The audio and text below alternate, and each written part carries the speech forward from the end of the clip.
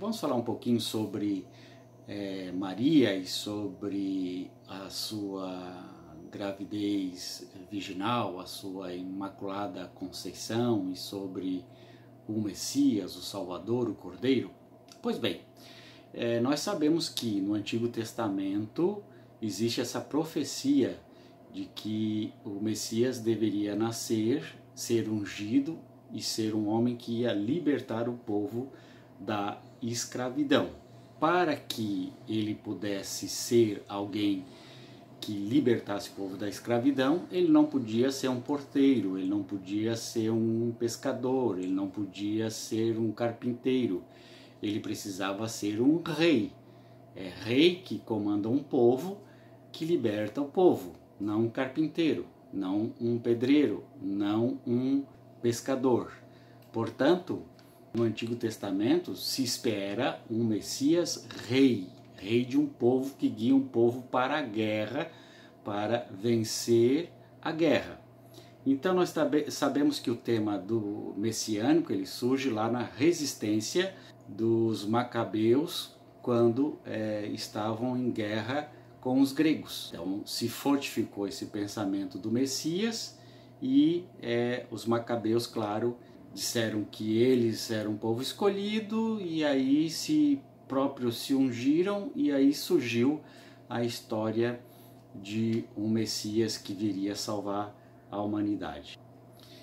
Claro, no Novo Testamento, Jesus seria negado de primeira se ele fosse o filho de um carpinteiro, nascido na cidade de Nazaré, de Belém, naquela região, e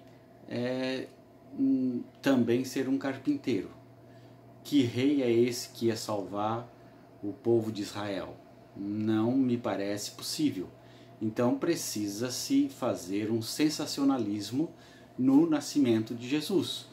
Por isso se busca nos mitos a possibilidade de fazer uma interpretação dos mitos para a realidade desse Messias que é Jesus. Então, toda a construção do Novo Testamento é teologia, não é fato, não é verídico. Se a gente for buscar nos textos bíblicos, nós vamos encontrar muitos nascimentos virginais nos mitos. E esse nascimento virginal de Maria foi trazido aí da mitologia no Novo Testamento, porque no Antigo Testamento para os judeus não interessava se o Messias ia nascer de uma mulher virgem, se ia descer o Espírito Santo sobre ela. Para eles interessava e interessa que ele seja um rei que vai cuidar do povo e vai levar o povo de Deus à salvação, à bênção, à Nova Jerusalém. Muito bem, portanto, nós temos até texto escrito um pouco antes de Jesus, anos 100 antes de Jesus, que é a Corã, que fala de um Messias muito parecido com Jesus, que nasceu de uma virgem, que formou um povo, que fez uma ceia, que morreu para a salvação do mundo, ele veio para salvar as pessoas do mal, do pecado, ele ressuscitou no terceiro dia, ele subiu aos céus. Tudo isso está aqui na Corã, não é? Textos que foram encontrados em grutas nesse local aqui, não é? Que fica lá no deserto de Judá, né?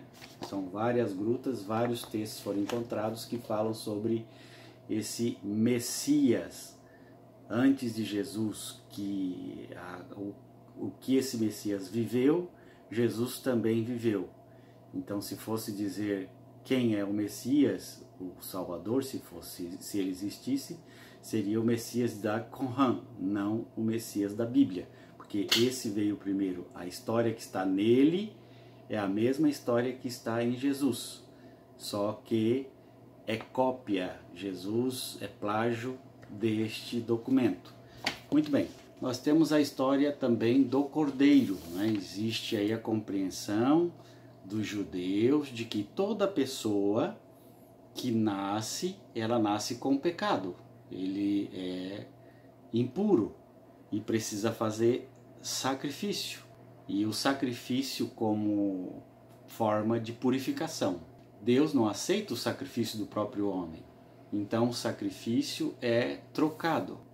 Se mata um animal para perdoar o pecado do homem. O sangue do animal é derramado para purificar o homem dos seus pecados.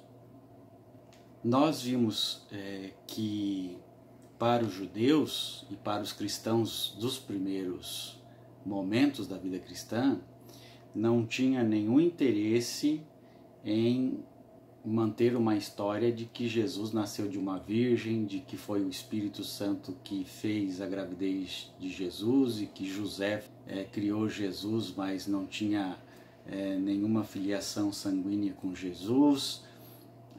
Para os judeus e para os primeiros cristãos isso não tinha nenhuma importância. Tanto é que está escrito aqui no livro de Lucas, que diz assim: chegou o dia de Maria e José cumprirem a cerimônia de purificação, conforme manda a lei de Moisés. Então eles levaram a criança para Jerusalém, a fim de apresentá-la ao Senhor. Então Maria e José levando Jesus para a purificação. Em Lucas 2, versículo 22. Lucas 2, 24 diz assim: eles foram lá também para oferecer em sacrifício 2 rolinhas ou 2 pombinhos, como a lei do Senhor manda. O que a lei do Senhor manda? Depois que a mulher ganha um neném, ela é impura e a criança é impura.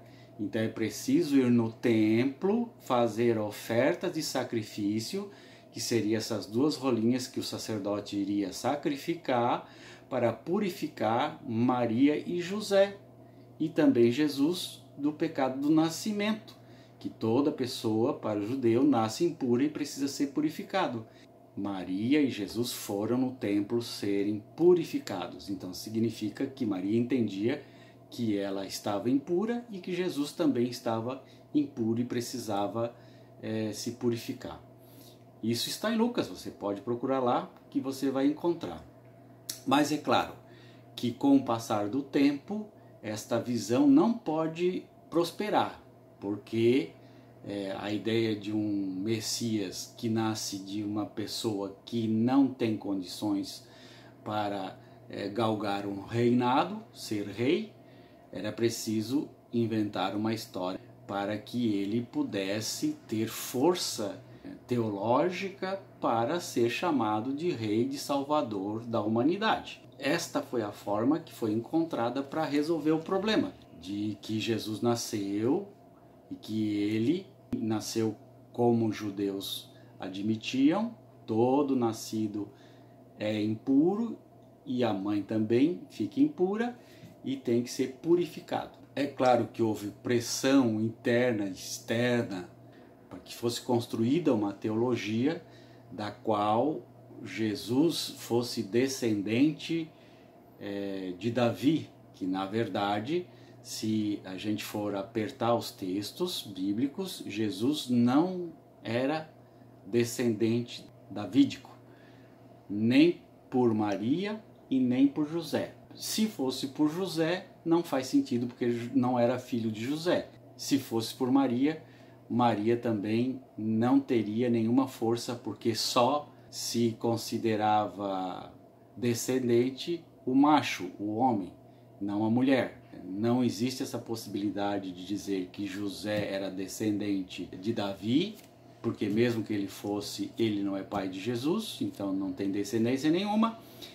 E se Maria fosse descendente de Davi, também não tinha força nenhuma, porque ela era mulher, e mulher não é descendente de nada, só os homens que tinham essa dinastia de descendência e não as mulheres.